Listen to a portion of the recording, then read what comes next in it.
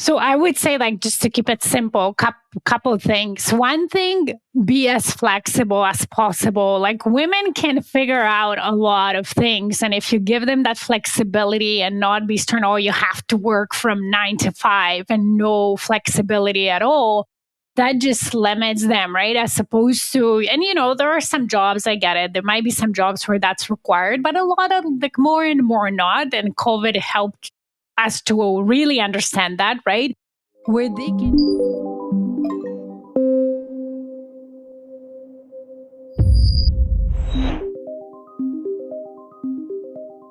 Hello and welcome aboard. Get ready for a new episode here at the Virtual Frontier. Great you found a way back to the show, and if you just joined recently, do yourself a little favor, hit the subscribe button by the way, so you never miss new episodes. My today's guest is Maggie Perotin. I found Maggie on Podmatch, and today we are going to talk about female leadership skills in general, and how to get things done. Maggie is a leadership coach and the founder and CEO of Stairway to Leadership. Her versatile and extraordinary career path stood out to me. With her work that is focused on simplicity, excellence, and courage, she helps other leaders to lay the foundation for creating high-performing teams. Let's see how she is doing that. See you in just a flash on the other side.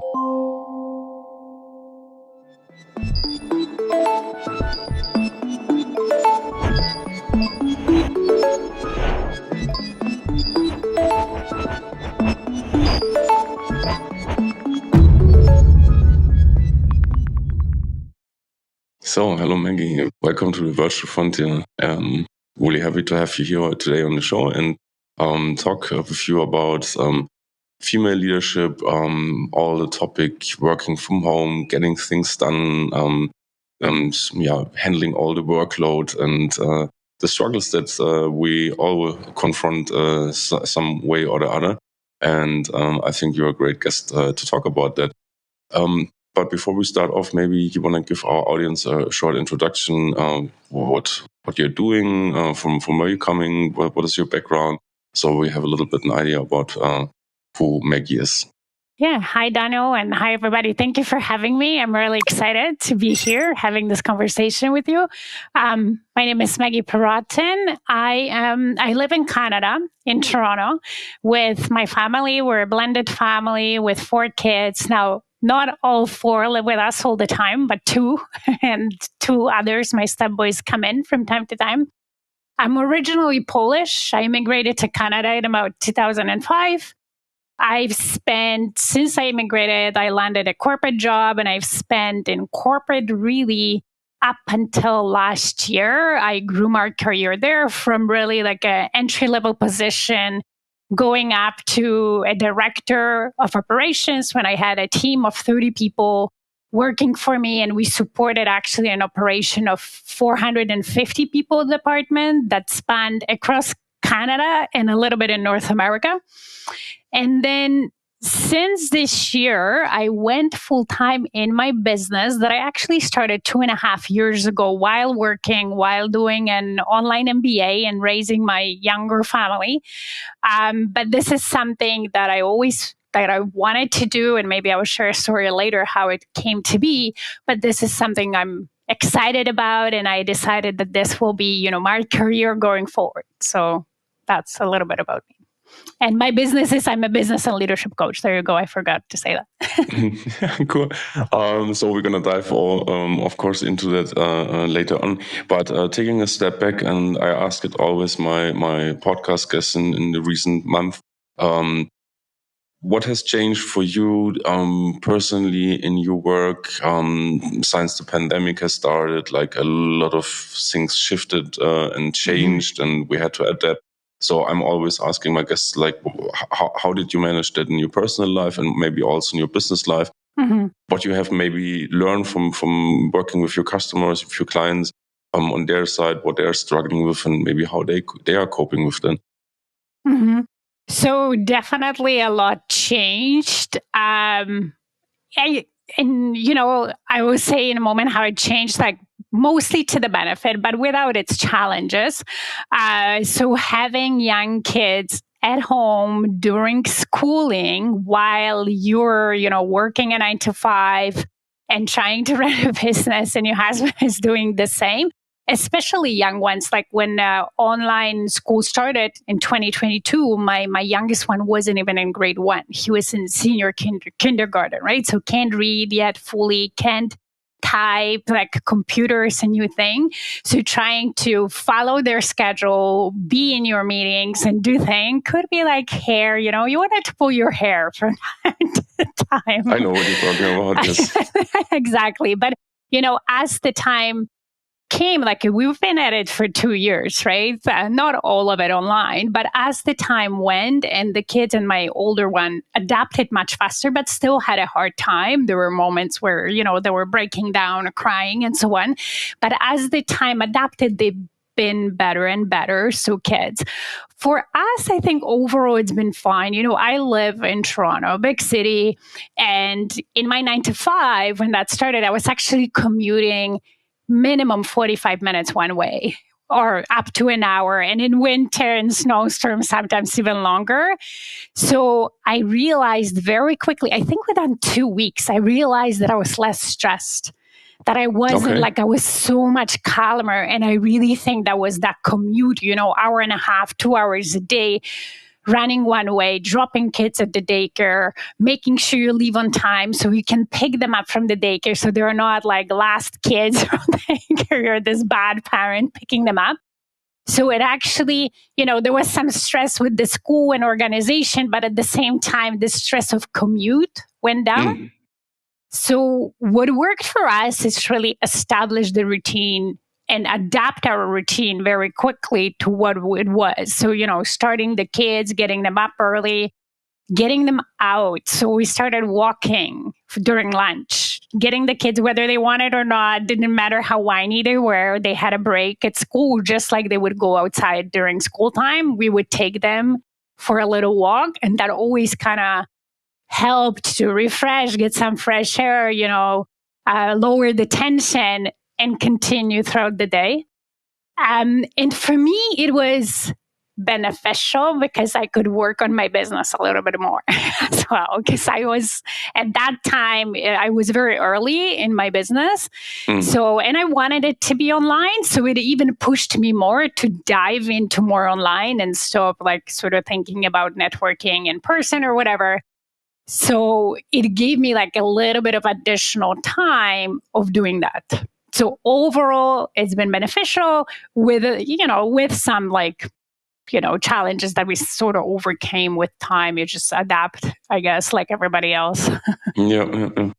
But so then you took also the time spending at home right now, right? Like really to get your boost in your own business and accelerating more with having more time while not commuting to the office. It's so funny because I hear people they like to commute because they have time to think and hear podcasts, for example, or listen to an audiobook. So they take this time to think about and work things out in the car.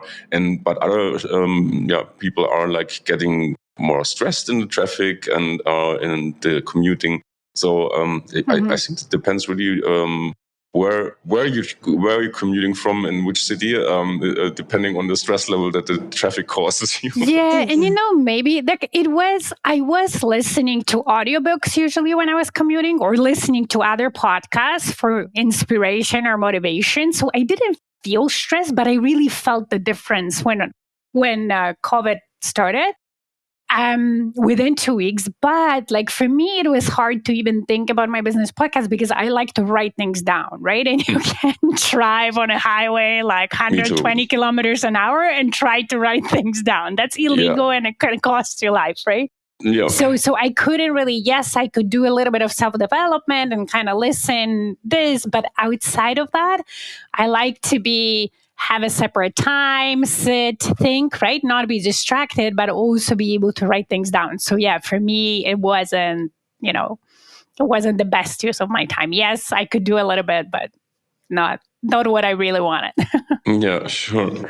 I want to take even a step further back and ask you. Just mentioned in the intro that you migrated several years ago from Poland to Canada. And I was really wondering, how did you pull through this from being a migrant, from a different country, different context, culture, and everything, and then ending up in a leadership role, and now running really your own online business and coaching business. Like, what was the journey, and what was maybe your motivation on the way to like make this astonishing accomplishment?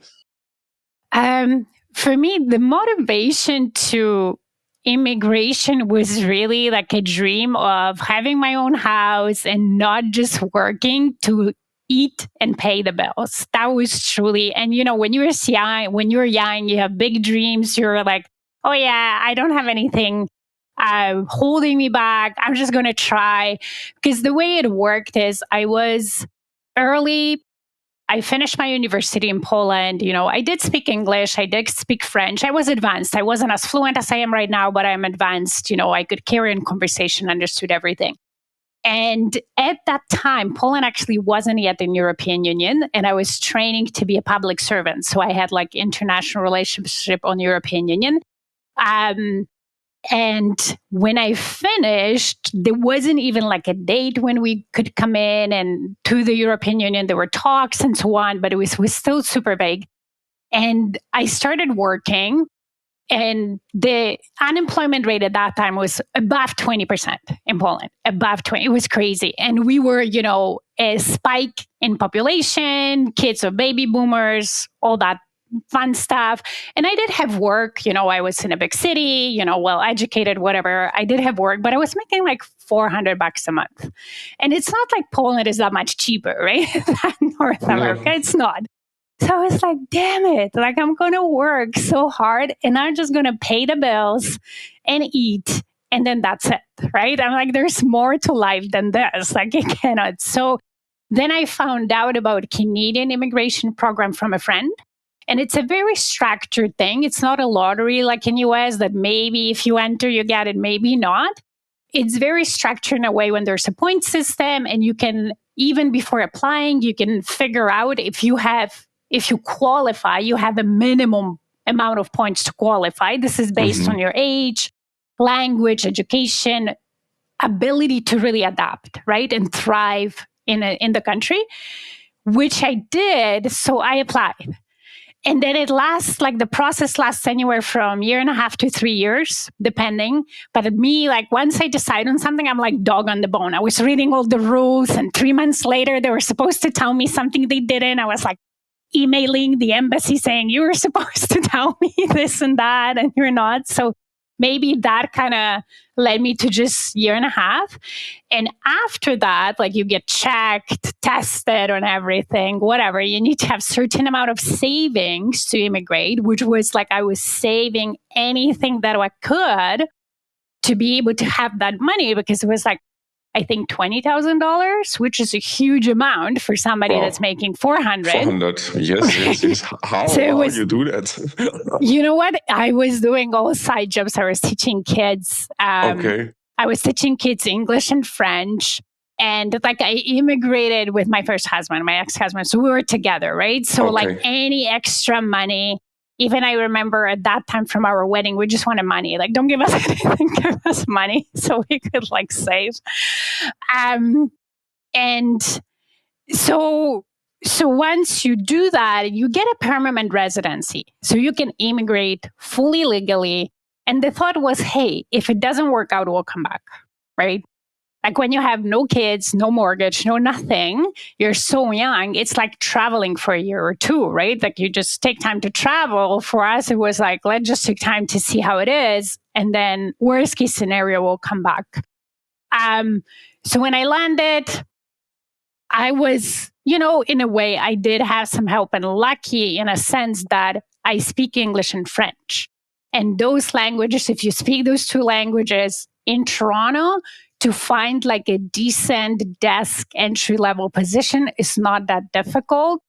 There is always need. And I say that even from when I became the manager and I needed bilingual people, right? And trying to find them and keep them and so on. It wasn't such an easy task. So I just know how it is.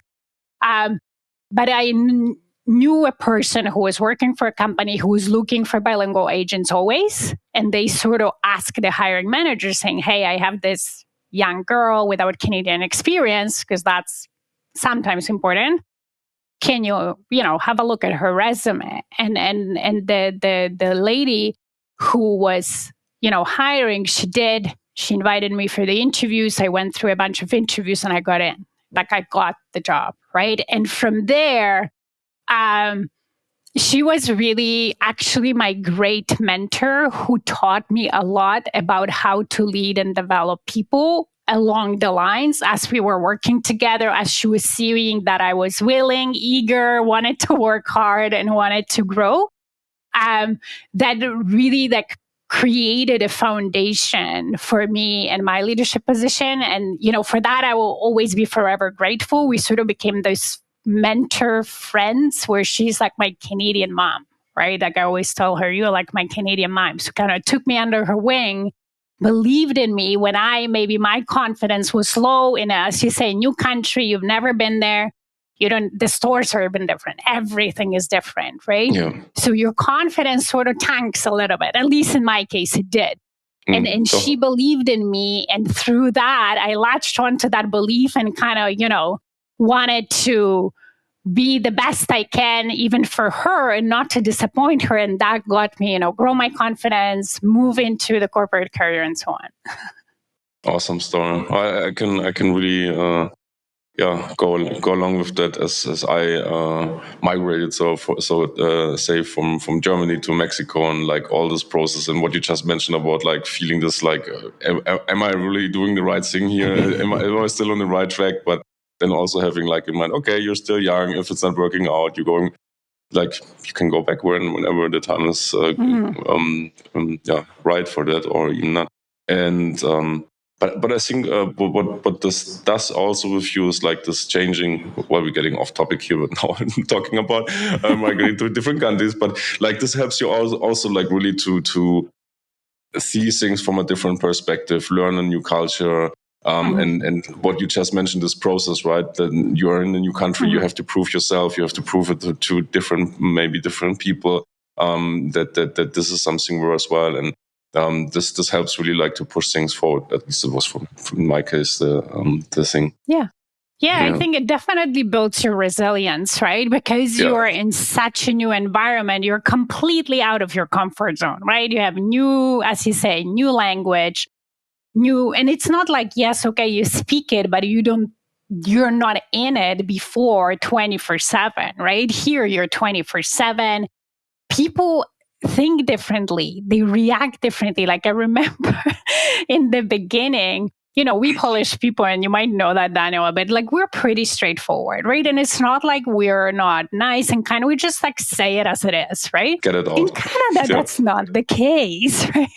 No. So I remember speaking in English and telling something or explaining to a person, and I saw the reaction like, oh my God, what did she just tell me? So even learning from people's reactions, the way I communicate, that was a learning curve, especially here in Canada. Like, not that Canadians beat around the bush, but they are very polite, very respectful, there isn't that direct, like, I don't care how you feel, I'm just going to say it, like Polish people do.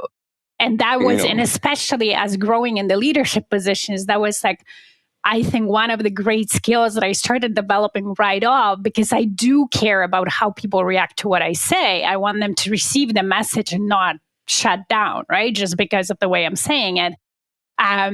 So yeah, but I remember like, saying things and people were like, oh my God, what is she doing? Like you can see from their reaction and learning from that. Yeah, no, so much similarities I can remember now. So after you worked in different roles, you got really like into a senior leadership role and working in a big company. But then you decided at some point, I'm gonna redefine myself and start an own business.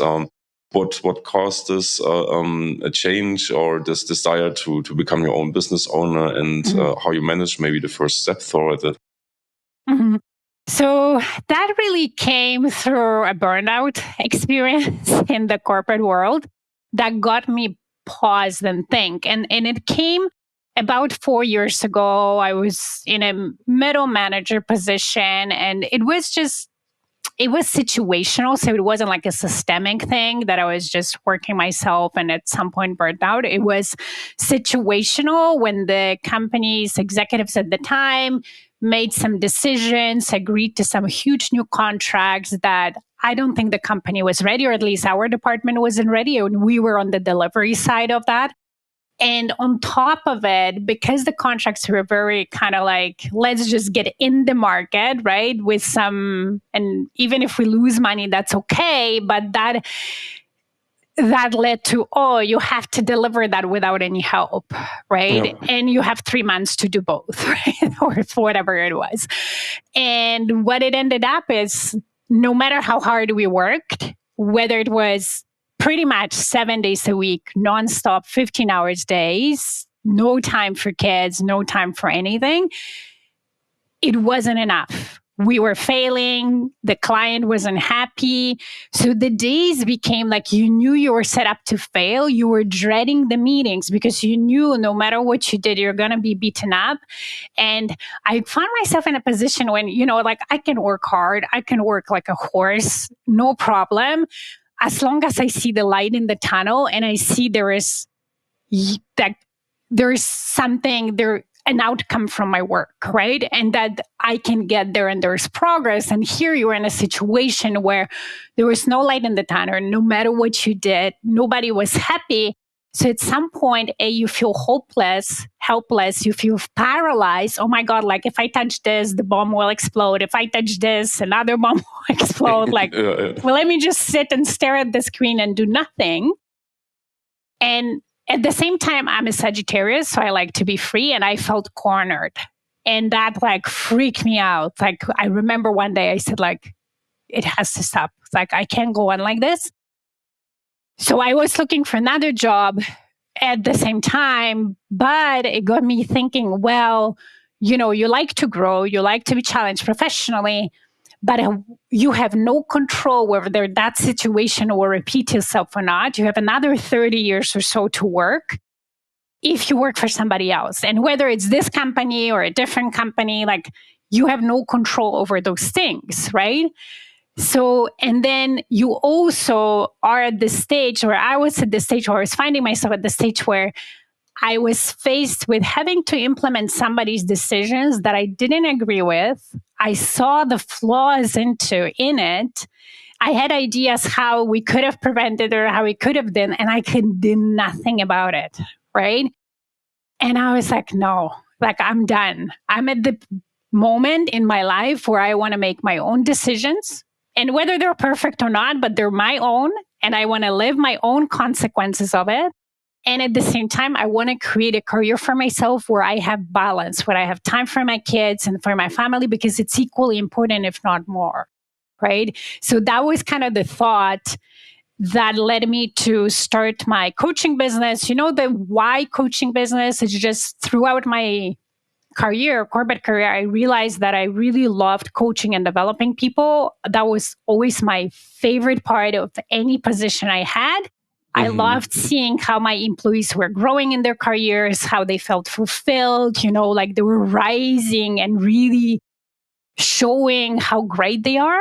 Yeah. And just an experience in business. And I actually love business. I think it's fun. You can solution. I think that's my creative side. Like I'm not an artist, but I like creating solutions and kind of like solving puzzles, things like that, right? And business has that. So that's sort of how I started.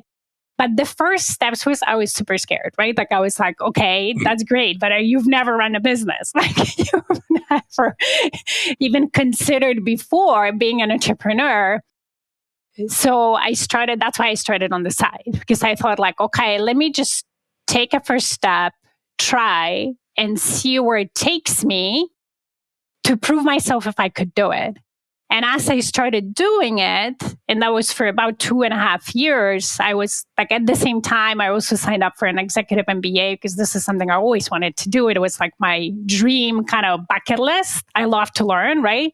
So I was like, oh, I will sign up so I can apply that knowledge to my work and my business. But as I was doing it and, started signing clients and realized, oh my God, I love it. Like, this is what I want to do. Is that with confidence, right? You start to have zero confidence, but then as you actually do things and you start seeing results, and it doesn't mean that there's no ups and downs and you don't doubt yourself throughout. You do. It's not easy, right? To start that. But as you start seeing some progress, I grew enough confidence at some point to say, you know what, I can figure this out. If I focus on it full time, just that, and school was done, and the corporate career was like, if I can focus on it full time, I'll figure it out. And that's sort of how I got where I am now. Yeah, it's very, very interesting. What you were talking about. Becoming and this or growing into this new role and developing yourself. And I think this is always really important. Like, just make the first steps and see how it works out, right? But especially this is my perception. Maybe I'm wrong, but you can enlighten me on that. Like, especially like with women or female leaders, they have more difficulty, maybe also with the background, their family and everything, like to make this first step and say, okay, I'm going to go for it, right? Because I wanna become a different person and I wanna grow personally. And like also working always in this male-dominated environments where things are just like ticking different. So do you have like learnings or maybe some hints and tips, like how you can like confront those hurdles or obstacles in the first place, maybe also in the mindset, as we are always in all, most of us combating with this imposter syndrome some time at least, and how get things moving? Yeah, we all do. And I think, like, you're right with women. And I've seen it, I don't want to generalize, but many women, I've seen it in me and I've seen it in my, team members that were female, is that we want to be ready almost 100% of the time, 100% before we try to apply for another job or career. Like, I remember even when I was applying or trying to apply new positions, I was like, like, I don't have every single thing that they want, therefore maybe I shouldn't apply. And that's proven by research, right? That men are more like, 50%, 30%, sure, I can apply, I'll figure out it later. Whereas for us, it takes much more, almost courage. We have to push ourselves even more to be like, I'm ready 80%. Maybe I should try and apply. And it is a difference. For me, what worked in both scenarios was, one, that I don't like boredom. I don't. So the moment in a position became more of a kind of like something that I know, or 80% of what I know and only 20% new, I was being anxious. Like, I was like, I'm getting bored. I need something new. And that was pushing me to look for, I still had those thoughts like, this position, I'm not ready. This position, I'm not ready. But I just kept looking until I sort of found something that, I was excited for, and I kind of matched whatever level I thought I should match, right? To just move. But what works for my business is that coming back. So whenever you feel the imposter syndrome and whenever you feel like I can do this, instead of letting your brain go there, moving your brain to what I have already learned and figured out in my life that was difficult, that I didn't think I could, and yet I did. And reminding yourself how resourceful you are and that you can learn pretty much any skill, right? Because no matter what you do, and running a business is truly just a skill. So if you learn how to ride a bike, you can learn how to ski as well, as opposed to thinking like imposter syndrome is that, okay, I can't learn how to ski. It doesn't matter that I learned how to bike, but it's so new that I never can do that, right? I'm not good at it, and I'm supposed to how magically know how to do it. right? Whereas in reality, and that we just need to remember that we can learn anything. It's just a skill. So if I did learn how to bike, I can learn how to ski. I just need to be willing to suck at it in the beginning, right? I just need to be willing to take that first step and feel those negative emotions because they're normal. It's part of it. I was just reminding that myself yesterday, just for like, I'm not immune to that. Remind that I just need to be willing to feel that negative emotion and suck at that so I can continue and learn better. I can just get better, right? We cannot just learn anything just from reading books. Yes, they help us to start, but we'll still not be good in any skill in the beginning. We were not going to become masters just from reading a book. We have to try. We have to take the first steps, and we need to improve and keep going from there. Yeah.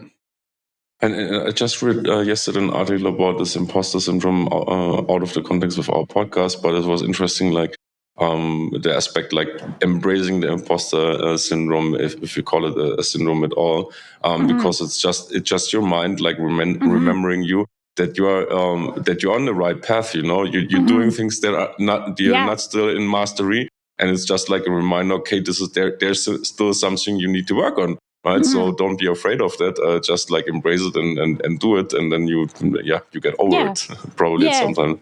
And also valuing you and the experience that you have and the perspective that you have, that it's different. And for me, that helped me, for example, in my corporate career, because you're right, I was in the industry or even in the company that was male dominated, especially in the higher level positions. So up to like junior level and junior managers, there was more and more women, and now there's more and more women. But the moment, like as a director, I definitely found myself in meetings only with men, and I was the only woman. And most of them were either engineers or in finance, and I'm neither. Okay, like I'm not an engineer and I'm not finance. I liked math in school, but I'm not an engineer. So, but at the same time, what I started noticing is, and I hang on to that when we have only like one profession or one thing, it becomes the group thing, right? Like engineers think similarly and finance people think similarly. So I started saying, no, I'm the person they need because I have a different perspective. I'm bringing that. I like to thought that human aspect of the business, of employees. And I am passionate about leadership and leading people and so on, especially that we're in a service business, right? So we can't forget that behind the numbers and behind the systems or whatever, engineers, the HVAC, because it was facility management, there's human beings delivering that services. And thanks to those human beings, we're successful, right? So I always thought no, I have a value to offer because I was thinking, that was my first thought. Not that the other people didn't think about it, but their first thinking was maybe more kind of like logical brain oriented, whereas my first thinking was that a human centered, way. So I would like to ask you a little bit about your coaching model, and maybe just to getting off in this topic is like in our hectic and chaotic world, it's like important to make space for us to think, like stepping back and, as you just mentioned in the entrance, like pause and then think about what you're doing. How do you make space for that in this chaotic environment that we are all finding ourselves some way? Okay, yeah. So I will talk about that and then my coaching model, because it does sort of involve that thinking. But for me, I actually purposefully create time and set aside time to think. And whether it's from my morning routine, I have a morning routine that actually expanded with COVID. That's also one thing that it was beneficial, where I created, like I had more time in the morning and I could expand a little bit of my morning routine, where I do have time to think or to journal and so on. And even in my business now, because, I do think about my clients, how can I get them faster results, or how can I explain certain concepts in an easier way or simpler way so they understand and they can implement it better. And I need time to think. So I actually block time for that throughout the week.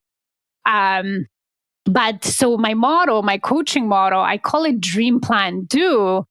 And the planning part is that to think, because very often, like I work with entrepreneurs and solopreneurs and so on. So, and some of them are creative. So they have like million ideas a second, which is amazing. But one kind of pitfall to that is they dream. So they have an idea, they're excited about it.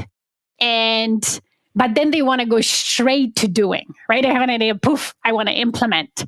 But what happens is when you do that right away, you actually create roadblocks for yourself that don't have to be there. It takes you much longer to implement it because you didn't think through, what could happen or what do I need even to implement it? So sometimes you lose not only time, but you can lose money. You're creating a lot of frustration for yourself. And some people even quit down the line, right? As opposed to, I have an idea.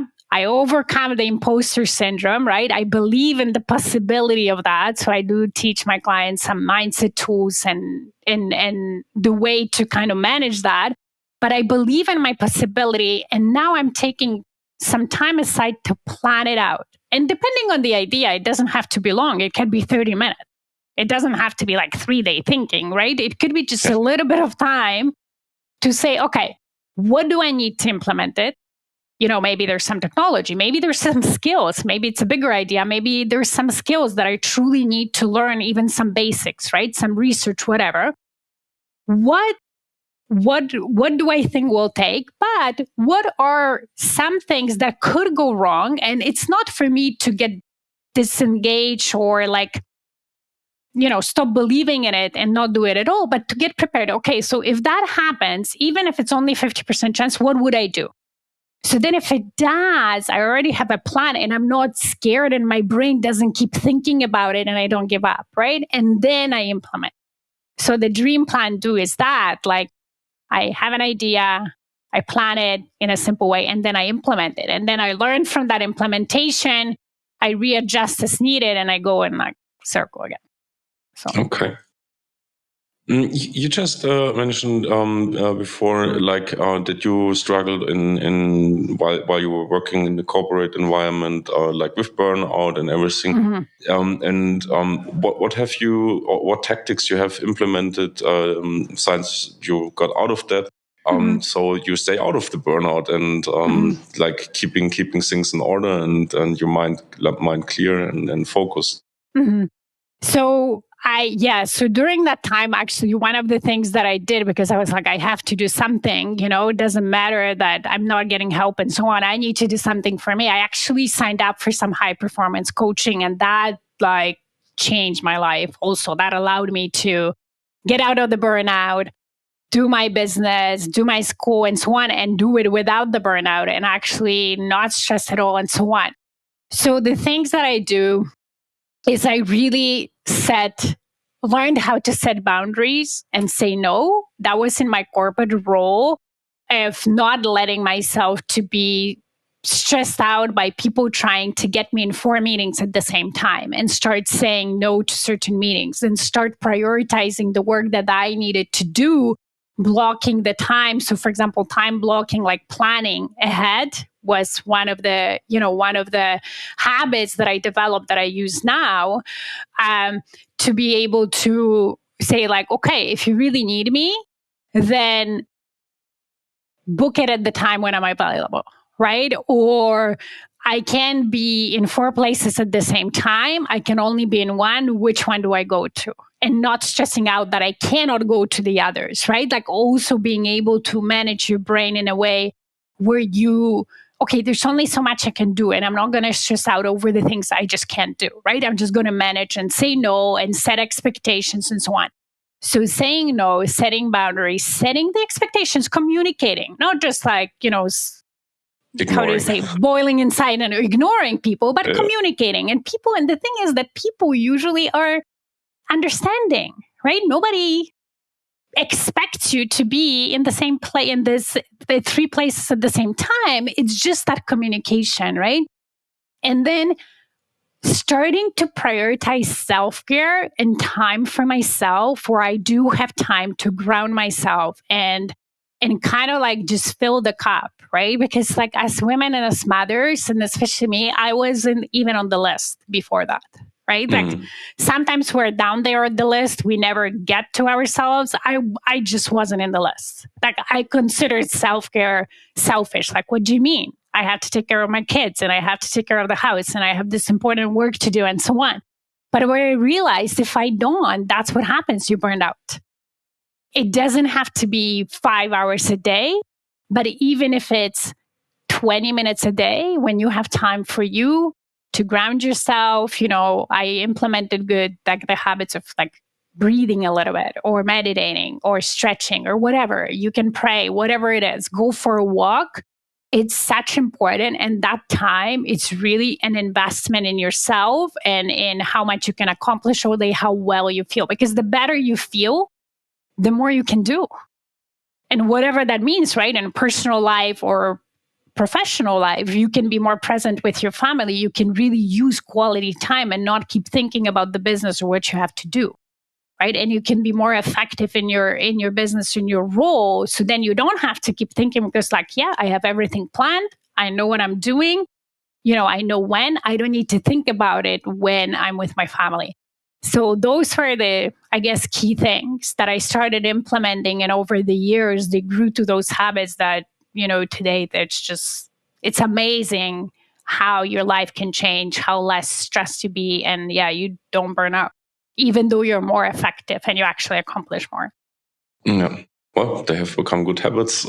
So, yes. And I think I read that somewhere in the preparation on your site that's also like them becoming like getting off or getting rid of like the bad habits and like starting slowly by implementing new habits and like fostering them, right? Yeah, exactly. Because really, it's just, you can start with one thing, the easiest, the smallest thing, whether it's a walk, whether it's 10 minutes, just if you don't meditate, just sitting in silence and breathing, or really 4 breaths a day. If you actually take 4 deep breaths in the morning without looking at your phone, that's huge. Like you have no idea how much that can change the way you feel throughout the day, that 30 seconds of taking 4 deep breaths and grounding yourself and then building on that. Because when I started it wasn't like I didn't have all those habits that I have now, because it's been 4, even 6 years, because 2 years before that, I kind of discovered a bit of meditation and I wanted to do something just to be more patient with my kids and not be as stressed out. But now I was doing it really like up and down, very rare. And then when I burned out, I kind of took it more seriously. So it took me that much, but even those little things that when I started were making a huge difference. And that's what kept me going, because I saw the difference it makes in the very little things that I was doing. No. As a good chunk of our audience comes like from Germany and the European countries, well, as you're from Poland, you might can relate it to that somehow.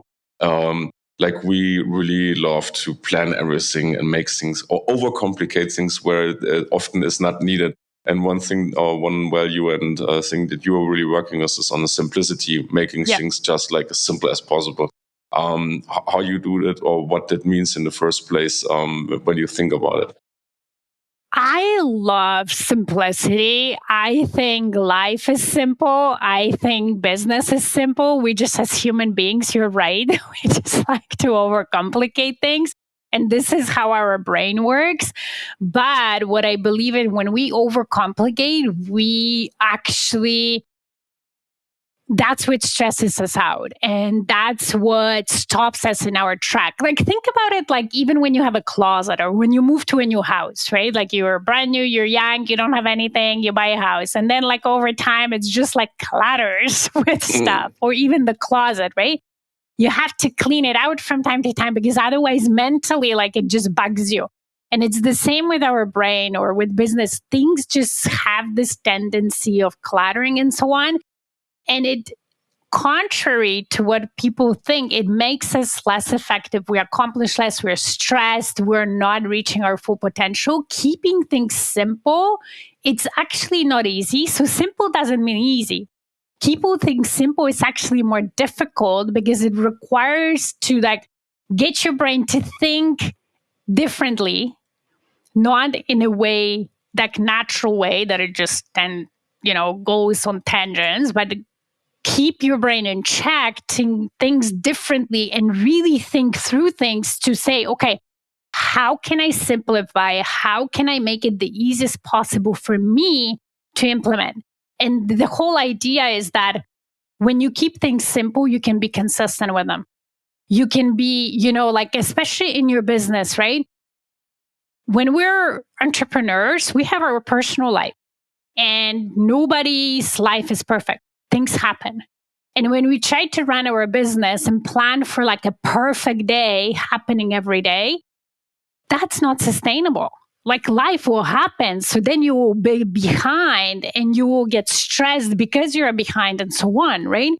So keeping things the simplest possible and not planning for a perfect day, but planning for things to happen and accounting for it allows you to be consistent. And from that, benefit from the compound effect of that consistency. Just like good habits, they compound, the benefits compound over time. Even if you just do one thing, let's just say you start walking because you want to have more, you want to be active, but then you get oxygenated more. So your brain functions better. So you actually come up with better ideas for your business and so on.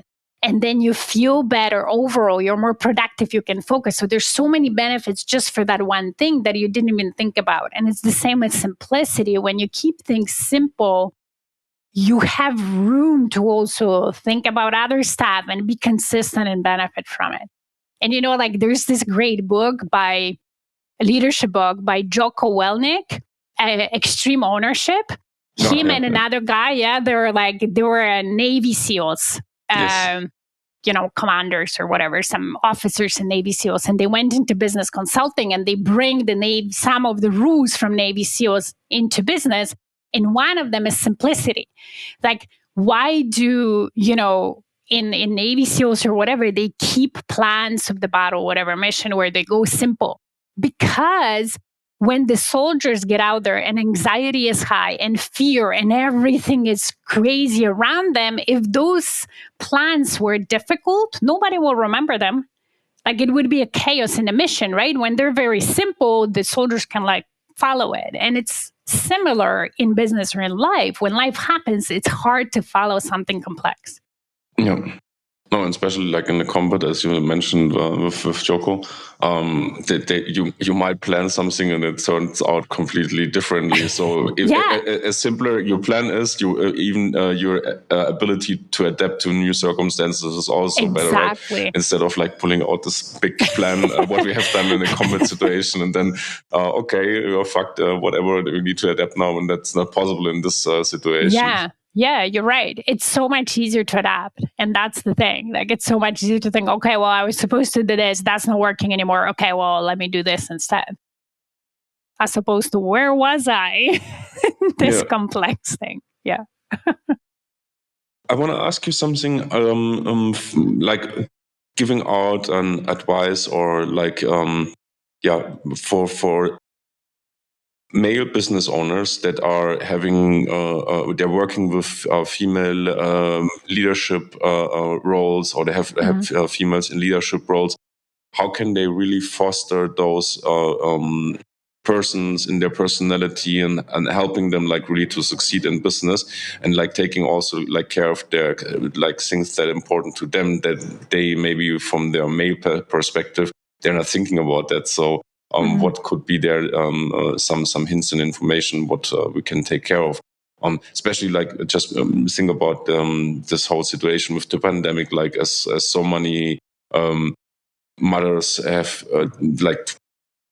to pull double shifts, having on the one side to manage the household, the kids are around, as you just mentioned from your own experience, having kids at home and making coaching on the other side, how there are different settings that maybe as a male leader you're not, or a business owner, you're not like really aware of, right? And like, how can we like giving like women empower them like in a good way, so they can succeed in their roles and make a difference in business. So I would say, like, just to keep it simple, couple things. One thing, be as flexible as possible. Like, women can figure out a lot of things. And if you give them that flexibility and not be stern, oh, you have to work from 9 to 5 and no flexibility at all, that just limits them, right? As opposed to, and there are some jobs, I get it. There might be some jobs where that's required, but a lot of, like, more and more not. And COVID helped us to really understand that, right? Where they can have a flexibility to, I can drop my kid at school and then I will work and then I'll pick him up and then I'll work. Like, having that flexibility is huge already. And then the second thing is, know your employees, not just women, but know what they love and so on. And don't wait always for them to come to you and ask for opportunities. And it's not because they don't want to. And yes, I guess I'm totally for everybody's responsible for their career. But a lot of them just don't believe in themselves enough to just put their head out there. And they're more capable than anybody else in your environment. So offer them opportunities. When you feel that that's the good opportunity for them, put it forward for them. Just offer them and let them decide and believe in them. And you will be surprised how amazing they can be. Because that was also, like, in the beginning of my career, that having that, my mom, Canadian mom, being my manager, it helped me a lot because she believed in me. She was the one sometimes telling me, you can do this, go and do it. Okay. And giving me even a raise that I didn't have to ask for because I was too scared to do it. Right. And that kind of like that drove me to do even better and not disappoint her and be whatever and it took me years to be at the point where, you know what, I deserve that raise. I'm going to ask for it. In the beginning, I would have never thought about it, but I wanted it, right? So if she wasn't doing it, maybe I would have left for another company because I was just too scared to ask for an opportunity and so on. And could I not be? Yeah, but I didn't know how to deal with it in the beginning, right?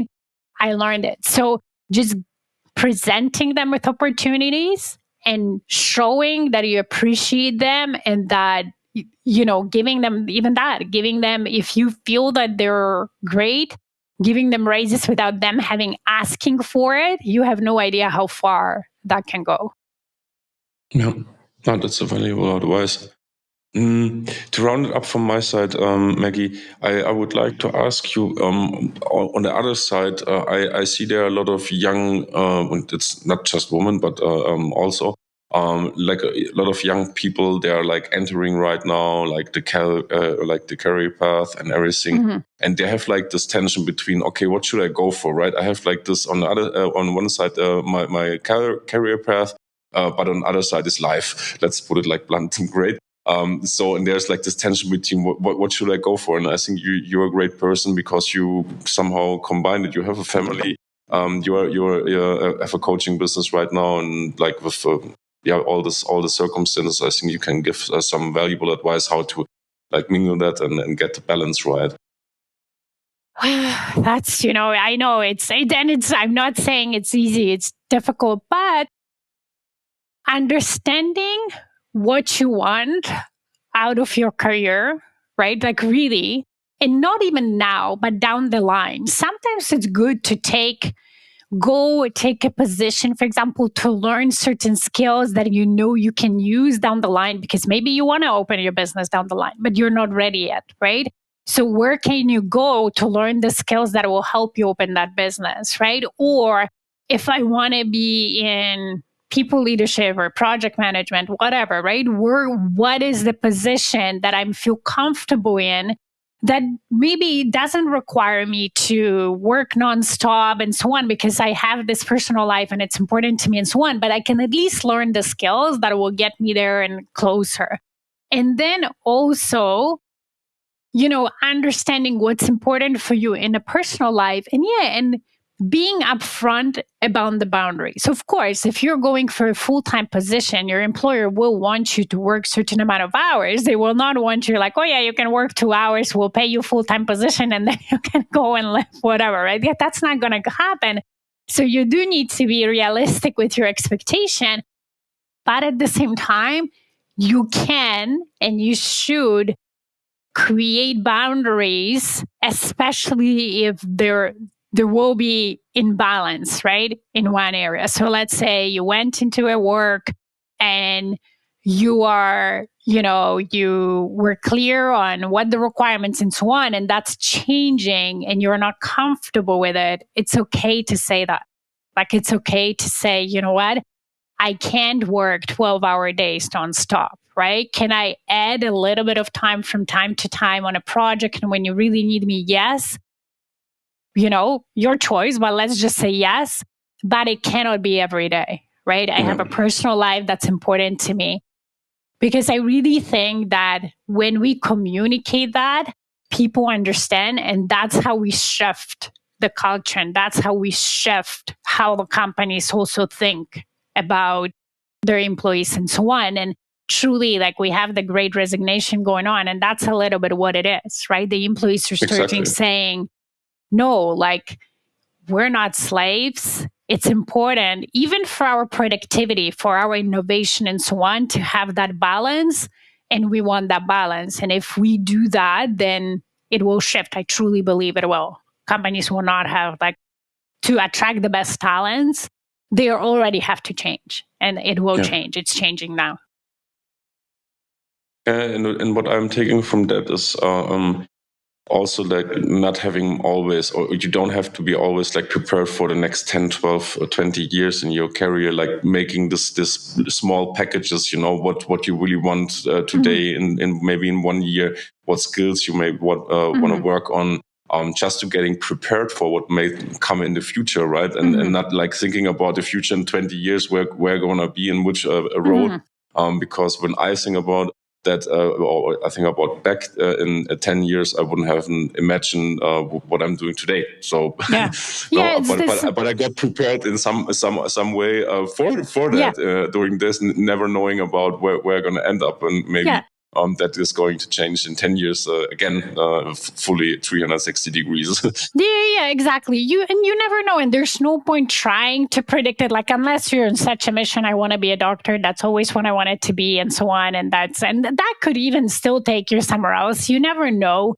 So really picking what you love. Like, I was always big in having a job that I enjoy most of the time. And if I couldn't say, I would leave. I would never stay in a job that I was like, oh my God, it's a dead end job. I hate it, but I'm going to do because I have no choice. No, you always have a choice. And that's, what kept me in the facility management industry, because it is an interesting industry. There's always changing, and I like that. And then I was able to do different positions, very different positions. And that's what kept me, right? So, like, making sure that, yes, learning the skills that you want to learn, but also doing what you love and going after positions, not necessarily for money and so on. Yes, money is important, but at some point it just doesn't matter, right? The extra $100 here and there. But for doing what you enjoy.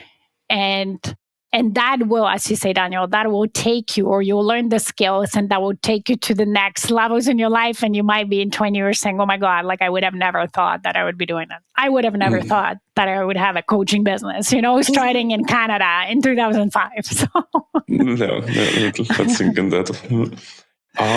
Maggie, any closing words or thought, maybe some advice that you want to give out to our audience? And then I would say we wrap it up for today. Yeah, you know what? I would say, since we talked a lot about habits and COVID and so on, I would say the power of small good habits is huge, and you don't realize that until you start. And you can start simple and easy, but implementing small good habits in your life and replacing getting out the bad ones that you don't even know you have, like, I don't know, vegging in front of TV for 3 hours at a time every day without really thinking about it, will have monumental positive effects in your life. And I'm super passionate about it, but I would say this. And if you don't know where to start with 4 deep breaths a day. And I think in extreme ownership, they talk about the breathing because that's what like Navy SEALs do. Like when they're anxious, they take 4 deep breaths. So even if you start with that first thing in the morning, not look at the phone, but do that, you'll see huge difference. So that's what I would encourage everybody to do. Yeah, I can agree with that completely and encourage that also. Because small habits will make the difference in the long run. Maggie, thank you very much for your time and all the input. Very much appreciated. And I hope we can speak soon again on the podcast. Yeah, awesome. Thank you, Daniel. Thank you for having me. I would definitely be happy to be back. Yeah, sure. Thanks. Take care. Bye-bye. Bye. Back we are for a mind-opening trip into Maggie's world of work. If you want to learn more about Maggie's work and approach in coaching, visit her website and follow her on LinkedIn. Find all the info in the show notes below. We hope you found this session helpful and you have now some new tools and insights on how to create better workplaces for the future. What have you missed in this episode? How can we do better? Let us know in the comments and reviews. And as always, before you leave, hit the subscribe button, give a thumb up, and share this episode around with your friends and colleagues. Your action helps us to grow this show and keep you informed and updated on trending topics about the future of work. On behalf of the team here at The Virtual Frontier, I want to thank you for listening today. So until the next episode, keep exploring those new frontiers.